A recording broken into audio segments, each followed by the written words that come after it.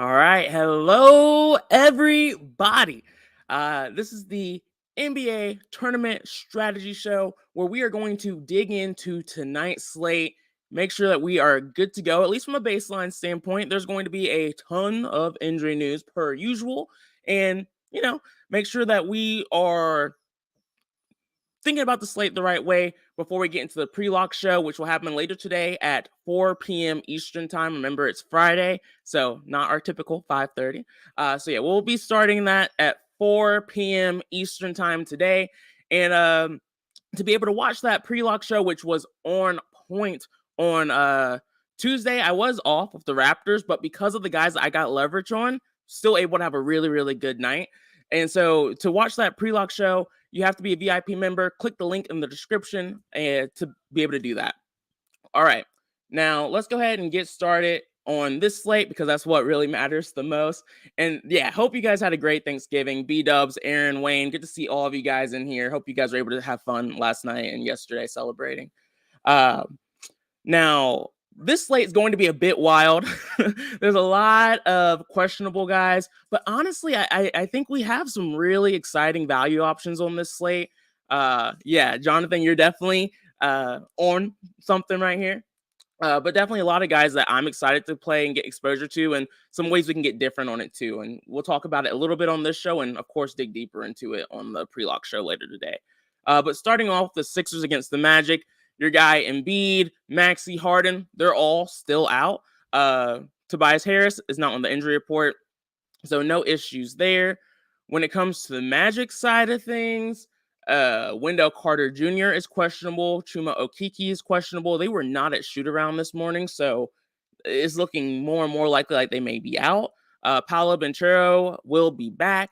It'll be interesting to see how they utilize him and how much they're going to use him. I'm not too excited to play him, but I think from this game, the main guys that I want exposure to are my guys that have been helping us on the slate thus far this week, Shake Milton and DeAnthony Melton. Those are the two value guys. Their prices haven't really changed too much, surprisingly. And more than happy to go back there. For the Magic, if everyone's healthy and in, I'm really not too excited about it. But the one thing that I do think is important to remember is that this matchup is better than it looks on paper for the front court. So guys like Carter Jr., Paolo Banchero, Mo Bamba, the matchup looks super, super tough. But because Embiid's out, it's really not. So I am open to taking some flyers, maybe like 1 to 5% on some guys like this, depending on where their ownership ends up later today. I feel like they might end up being popular if Carter Jr. is actually out. So something to keep an eye on for sure. All right, moving on. We have Portland against the Knicks. Damian Lillard is out still, which is awesome. Anthony Simons is the guy on this team when Lillard's out. Shaedon Sharpe moved to the bench because he's been sucking and no one wants to play him. And pretty much Simons has been the guy. Justice Winslow has moved into the starting lineup, and he is someone that's not super exciting just because his usage rate is super low and his points per minute doesn't really stand out too much, but he's dirt cheap at 4,100. So that's some solid value for a guy that will be in the starting lineup. So I have absolutely no concerns playing Justice Winslow tonight, and definitely love Anthony Simons. On the Knicks side of things, surprisingly, the Trailblazers have been a really good defensive team this year with and without Damian Lillard. So they don't really stand out too much for me. I mean, I think you can definitely take some GPP flyers on guys like Brunson and Randall. For me, I like to only play Barrett and easy matchups, so I'm not too excited about that. But that's ultimately how I'm thinking about this game. All right, this is a big slate, guys. So I'm trying to speed through this. We can't be doing this all day. We might make it to the pre-lock show by the time we run through it. All right. Next up, we have the Kings and the Celtics. Nothing really exciting from an injury standpoint here, which means I'm automatically slightly less interested in the game. Jason Tatum has been absolutely outstanding over the last few games. I don't have to break it down for you. This is a pretty easy matchup for Jason Tatum. He has all the ceiling in the world. should be relatively low owned. I think you can look at him as a GPP target. I think a lot of people will go to Brown for the discount because he's been just as good as late. So absolutely no issue with that. We'll see where I end up on the pre-lock show. I'm not feeling too passionate about it, so I'll probably just let the DS do what it wants to do with this situation, to be honest with you. Sabonis hasn't really been special. I've been really trying to hit those ceiling games on him because he's been in some smash spots, but just hasn't been there. He's been fine. He hasn't killed you, but he hasn't helped you take down the GPP either. The rest of this team are as streaky as they freaking want to be. Hoyter, Barnes, Murray, all of them. I never X these guys out of my player pool because they all can go off randomly. But at the same time, I never have a really strong take, and I'm not going to have a really strong take anymore. I've hit Monk sometimes, so I guess if Monk stops popping for me later, I'm willing to take a shot on him. But when it comes to like Murray, Barnes, and Hoyter, I just let the DS do what it wants to do. Aaron said Brown is popping in the DS for me this morning. Okay, yeah. So like when I run the DS later during the pre-lock show, assuming if Brown doesn't pop out to me for some reason during my research throughout the day, then if the DS is letting Brown pop, I'm not gonna change it. Like I'm not going to adjust it any, unless it's like 99%. Then that's a little bit of a problem for me. All right. Next up, we have the Wizards against the Heat. I think the big thing here, Bradley Beal is questionable once again. Oddly enough, Bradley Beal has been solid even when this team is healthy. So if Bradley Beal plays, I'm more than happy to get exposure to him from a GPP standpoint. I think he could be a little sneaky today if big if he plays. If he's out, then you can consider the rest of this team like Porzingis and Kuzma, guys like that. We've seen Denny Avdija have some really big games in spots like that as well. But again, the matchup against the Heat isn't one that I get excited by. They're really good defense. I think the thing that we can try to keep an eye out for is just the fact that their injury list is out of this world. Jimmy Butler's out. It looks like Bam Adebayo will play. Tyler Hero is available. Max Strus is out. Gabe Vincent will be available. Dwayne Dedmon is available. Duncan Robinson is out. And that's probably all the really, really big news. I think the reason why some of the guys who are available are still showing up on the news list for injuries is just the fact that the Heat have been making guys questionable late and then having them out by the time the slate locks. They've been doing that a lot so far this season. So it's just something to keep an eye on. I'm not really going to feel great about this situation until we get closer to lock and we get more news. All right. Next up, we have the Chicago Bulls at the Oklahoma Thunder. The thing that stands out the most for probably everybody here is that this is a super, super, super soft matchup for the Bulls. The Thunder are not a great defensive team as of right now, and so that's really going to make guys like DeMar DeRozan, Zach LaVine, and Nikola Vucevic all pop like crazy. So as of right now, I'm going to let I don't have like a favorite spot. I'll probably dig a little bit deeper into the matchup to see who pops the most for me, but I really do like this matchup for all three. It's going to be tough. I think things are going a little slow. It was a little bit of lag when I was clicking on the comment. It looks like there's 10 players currently, Upper Slab mentioned. I don't know exactly what team we were talking about there, but something to keep an eye on for sure. I definitely recommend everyone check out Discord under the NBA breaking news channel. Like Uppers puts a ton of notes around the injury situations later in the day once he gets them, and that's something that I definitely like to read through because it just gives me a ton of insight into the slate. Outside of that, you can look at the other side of this game on the Thunder. SGA has been a beast so far this season. Okay, so there's 10 players for the Heat on the injury report. Yeah, so many, too many. And I feel like they're doing that because some of them might end up being questionable later today. I don't know. It feels weird. It feels sketchy. It feels sketch. So for the Thunder, I think you can definitely continue to consider SGA. This matchup isn't one that I'm as excited about. I think I was high on SGA on Wednesday. I'm pretty sure I was. But this matchup, I don't think I'm going to be as high. We'll see if I get exposure, but nothing really stands out for me too much for him in this spot. Giddey has been another guy we've been able to consider. He didn't have a great game last time out, but again, he's a scorer. So you need his shot to fall. He's talented enough where the shot can fall, and that's why we target him in GPPs. So I feel very similar to him as I do SGA. It's a tough matchup. I don't think, at least as of right now, it doesn't like we're going to get low ownership on Giddey. So that's a little bit of a concern for me as well. But again, we'll figure out exactly what we're going to do here during the pre-luck show. All right.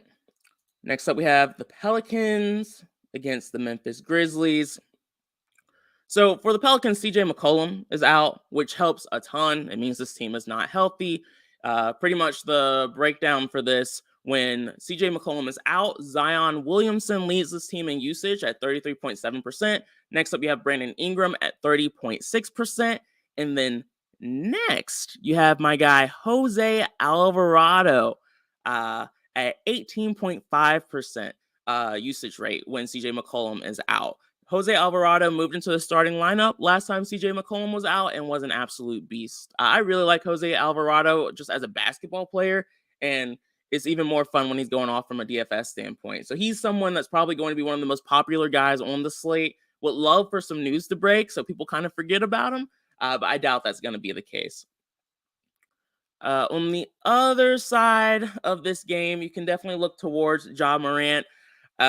He definitely is the stud on this team who has the high ceiling. This matchup, again, the Pelicans are a really good defensive team, so I don't love attacking great defensive teams, so I don't think I'm going to really try to force exposure to any of the Memphis guys too much. But again, I know guys like Brandon Clark are popping. I know a lot of guys are talking about Clark in the chat. So definitely totally fine with taking some shots on guys like that. But in general, I don't like attacking this Pelicans team. So if the DS isn't giving me a ton of them, I doubt I'm going to try to force that. But I do like the Pelicans side of this game. I know, uppers. I know. Hey, if I look at the notes and you guys start saying some stuff, we'll see. Yeah. If Adams is out, I'll definitely be more into Clark. But if Adams is in, not as much. All right. Next up, we have the Bucks against the Cleveland Cavaliers. Donovan Mitchell has been Mr. Consistency so far this season. I think he's someone that you can definitely still consider. But you have to remember, this Bucks team is a really good defensive team. This Cavs team is a really good defensive team. Jrue Holiday played 36 minutes in his last game, so it looks like the minutes limit isn't going to be a thing. But again, the matchup isn't one that's really exciting to me, so I doubt I'm going to have a ton of exposure to the Bucks and or Cavs. The thing is, although I'm not going to, this is still an interesting tournament spot. These are two teams that are very competitive, where I think with a close game, these are still spots where your studs can go off. Guys like Giannis and Mitchell and Garland and Holiday, Mobley and Allen, all of like the guys on these teams can still be considered from like a GPP tournament standpoint, but they're not going to be guys that are going to make my core or anything like that. So we'll see how much exposure we get to them on the pre-luck show. All right. Next up, we have the Nets at the Pacers. This is an interesting game because the Pacers in general are not a great defensive team. But for me, it's tough because the Nets are very healthy right now. Ben Simmons has looked pretty good over the last few games. Kyrie Irving has all of the upside in the world, but he just hasn't been getting there over the last few games. And I just feel like the upside is limited, and it's tough for me to get there on a slate like this. Tyrese Halliburton, he's facing the Nets. You can play the studs against the Nets. They're not a great defensive team. They've been better. They've improved a lot, actually, over the last few games, but I still feel like you can attack them with bigs and with just the other star on the team because they tend to go back and forth a lot. Miles Turner is the big on the Nets. On the Pacers. So I think we can definitely look at him. Miles, his price tag has increased, so we're not getting him at a discount or a cheat or for the low or anything like that. But I do think that he's sneaky at this price at this point in this matchup. Exactly, Mr. 5 cents. Like, it's nothing that really stands out from like a matchup standpoint for Miles Turner. Like when you're looking at the numbers, it's just something that a matchup that I think he could benefit in, to be honest with you.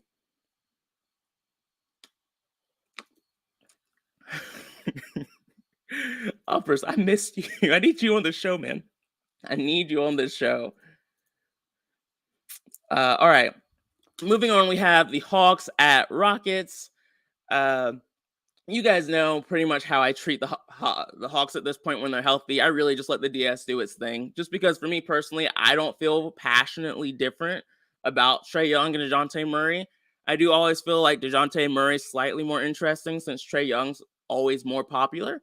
Trae Young is the guy who really has to get hot from his shot falling. He's more of just like the pure scorer, and if he's not scoring a shit ton of points, he's not going to make the nuts.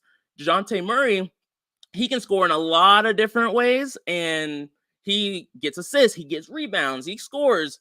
So I'm always more excited to play DeJounte Murray. But again, something that's been working for me over the last few slates is I've been trying to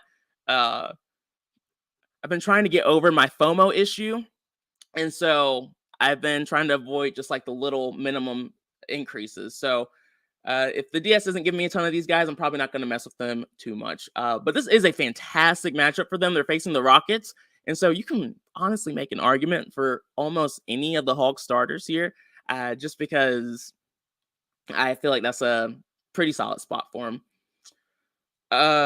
Outside of that, on the Hawks side of things, this could be an Easton games, guys. This could be an Easton game. I feel like I've been wanting to play Easton for so long, but his minutes have not been there. There is a chance Easton's minutes could actually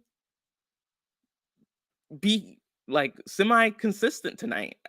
It's a risk. It's something that if he's at 20% ownership, that's going to scare the hell out of me. But if he ain't locking Clark, you locking Tara. Yeah. I do actually like Easton a lot. I just know it scares the hell out of me. I do like this matchup a lot more as well. So like Easton's someone that I would be excited to play. Just I didn't think he was going to be that popular, but if he is, then I might just have to eat it. And the reason why we are on Easton more so than usual is mostly because of pulling up the notes. Who's questionable? There's quite a few. Rockets.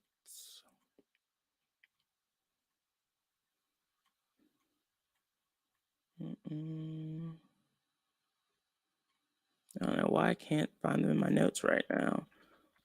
Really do probably so rarely look at Rocket players that I just really don't deal with it. But yeah, it's basically for the Rockets. Sengun is expected to miss this game. Bruno Fernando is questionable to return, so that does lower my excitement a little bit. I also believe Eric Gordon is questionable as well. So there's a few guys who could be out of this game that could make Easton just a lot more exciting to play. The Bruno Fernando potential return does worry me a little bit there, but we'll get there when we get there. We'll see what happens. But yeah, Easton's going to pop for a lot of guys, and thought he was going to be sneaky. He's not. That's disappointing. All right. I'm getting over that. Moving on. Lakers at Spurs. LeBron James is questionable again. Big surprise. Is Shangun? All right. Appreciate that, Josh.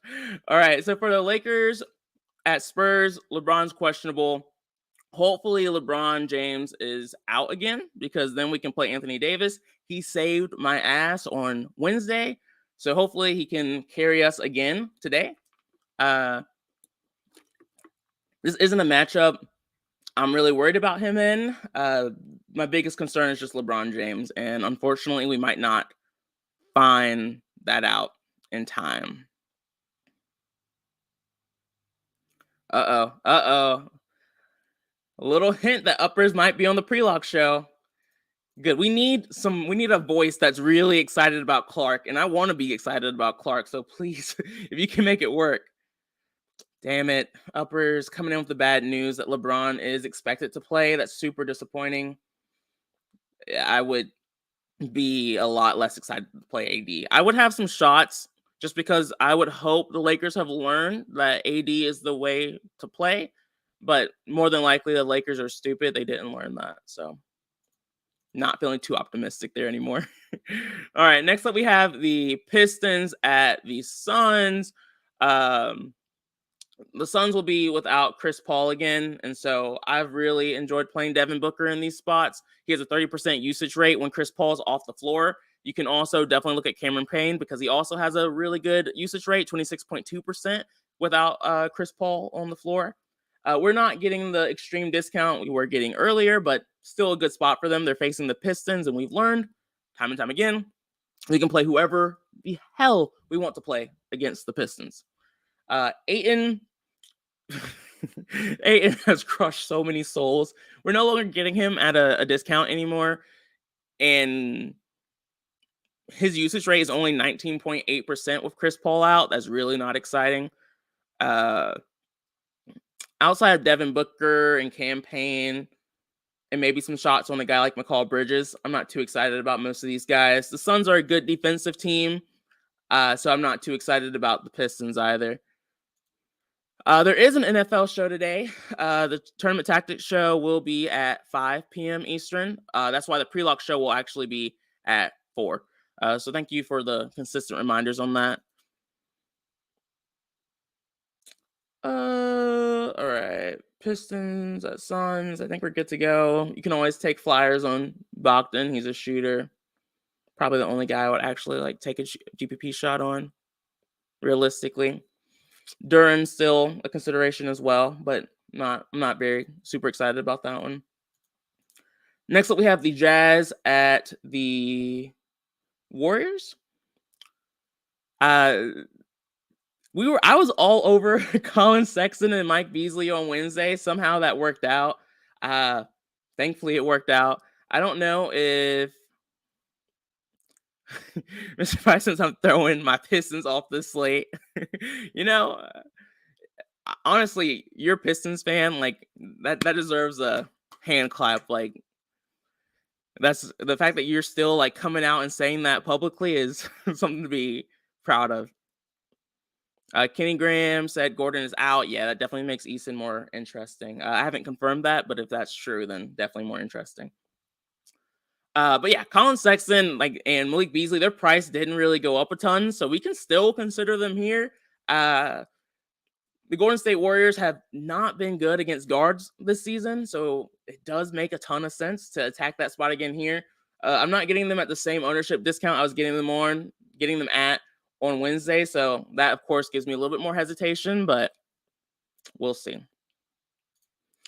Josh said AD been carrying, now LeBron want to fuck it up. Shake my head. You are not wrong. You are not wrong. LeBron has been on the sideline looking so jealous. He's been clapping and super hyped up, but I've seen a little bit of jealousy in those eyes. So it wouldn't shock me if LeBron wants to kind of come out and show that he's still got it a little bit too. But yeah, Colin Sexton is in a great spot. So even though the ownership does worry me, more than happy to go back there. I think you can consider Clay at his price tag. He's had some ceiling performances so far this season. I do want to dig a little bit deeper into the matchup to see how I feel about it, but the price tag is looking nice. Kelly Olynyk has been a roller coaster of fantasy points this season, but you can definitely still consider him on a slate like this. I'm not interested in Jordan Poole or really Andrew Wiggins when Clay is healthy. We can consider Clarkson as well. I'm not as excited about Laurie, but if the DS is giving me him, I don't hate him. I get it. Born and raised. That's loyalty. Honestly, that really is something to be proud of. I'm born in North Carolina. I'm stuck with 2 bad teams too, man. I feel you. I feel you. All right, last game on the slate, we have the Nuggets at the Clippers.